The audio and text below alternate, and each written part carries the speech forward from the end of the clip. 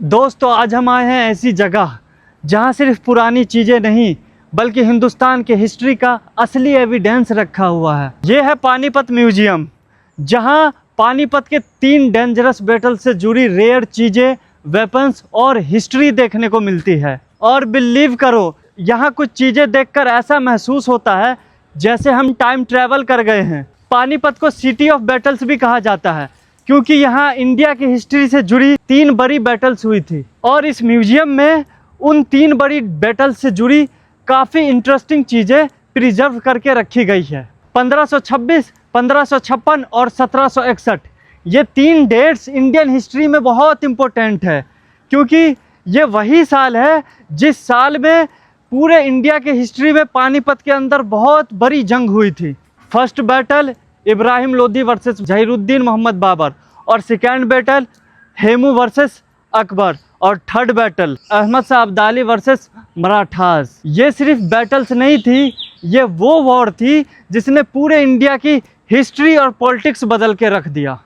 तो दोस्तों हमने कर लिया काबुली बाग मस्जिद और इब्राहिम लोदी का मकबरा यानी टॉम्ब एक्सप्लोर। अब हम जा रहे हैं पानीपत म्यूजियम एक्सप्लोर करने। हमने सुना है उस म्यूजियम में जो पानीपत में बैटल हुई थी, लड़ाई जो हुई थी, जंगे, उसकी बहुत सारी याददाश्त, बहुत सारी चीज़ें रखी हुई हैं, हथियार वगैरह। तो देखेंगे किस टाइप का हथियार हुआ करता था उस टाइम में। और यहाँ से वो म्यूजियम जो है पूरे 6 किलोमीटर दूर है और हमें लगभग 13 मिनट लगेगा वहाँ पहुँचने में।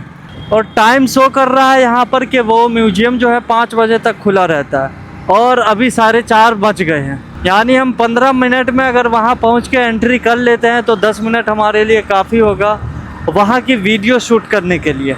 और 6 किलोमीटर है तो 10-12 मिनट में तो आराम से पहुँच जाएंगे क्योंकि यहाँ मैंने जाम नहीं देखा दिल्ली की तरह यहाँ पर जाम नहीं होता। वैसे हम लोग आज काफ़ी थक गए हैं क्योंकि बहुत लंबा सफ़र था ये। 80-85 किलोमीटर हम बाइक चला के आए और फिर हमें 80-85 किलोमीटर बाइक चलाकर वापस भी जाना है। मगर जब यहाँ तक आ गए हैं तो क्यों ना पानीपत का म्यूजियम एक्सप्लोर कर ही लिया जाए। ऐसा तो है नहीं कि अब मैं म्यूजियम एक्सप्लोर करने फिर 85-90 किलोमीटर बाइक चला के आऊँगा। अब आए हैं तो एक्सप्लोर करके ही जाएंगे। मज़ा आ रहा है भाई। ये नीचे रेलवे लाइन है हमारी 2-2 और हम हैं उस फ्लाई ओवर के ऊपर। और भाई लिटरली कहीं पर भी जाम नहीं है भाई। यहाँ पे लंबा सफ़र बहुत ही जल्दी हो जाता होगा। बिल्कुल गांव की तरह सड़कें हैं, एक ही सड़क में गाड़ियाँ आ रही हैं और गाड़ियाँ जा भी रही हैं, लेकिन जाम कोई नहीं। मज़ा आया ये देखकर मुझे। ये है फाटक, लेकिन अच्छी बात ये है कि अभी ये गिरा हुआ नहीं है और जाम नहीं है यहाँ पर। पूरे रास्ते देख रहा हूँ भाई साहब, जो भी लोग मेरी तरफ देख रहे हैं वो बड़ी गौर से देख रहे हैं मेरे व्लॉगिंग किट सेटअप को। यहाँ से हमें थोड़ा सा होना है लेफ़्ट और बिल्कुल ऐसा महसूस हो रहा है जैसे मैं अपने गांव में गाड़ी चला रहा हूँ और ये जीप भी दिख गई। लो कर लो बात। और ये कोई बहुत पुराना पुल लग रहा है।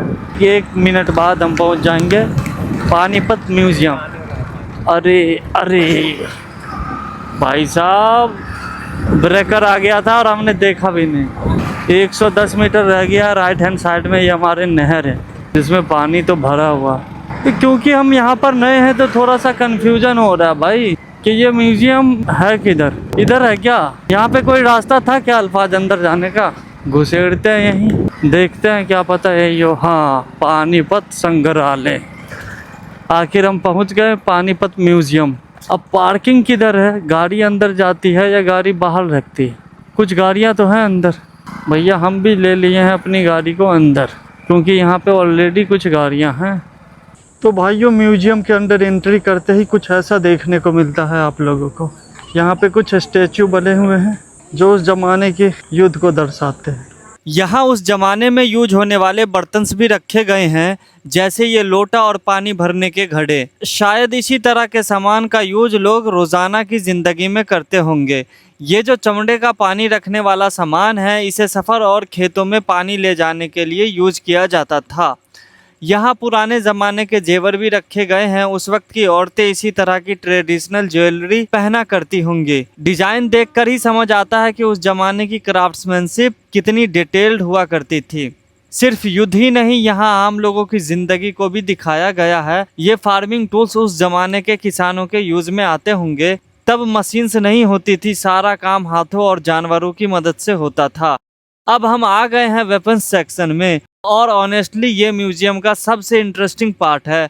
यहाँ तलवारें, ढाल, भाले और पुराने हथियार रखे गए हैं। उस वक्त वॉरियर्स दूर से भाला फेंक कर अटैक करते थे। ये छोटी सी तोप भी यहाँ डिस्प्ले की गई है, जो उस जमाने की वॉरफेयर टेक्नोलॉजी को दिखाती है। थर्ड बैटल के टाइम यूज होने वाली कुछ गन्स भी यहाँ रखी हुई हैं। धीरे धीरे बैटल्स ट्रेडिशनल तलवारों से मॉडर्न फायर आर्म्स की तरफ शिफ्ट होने लगी थी। ये जो लोहे के कपड़े या आर्मर आप देख रहे हैं, वॉरियर्स इन्हें पहनकर युद्ध में उतरते थे।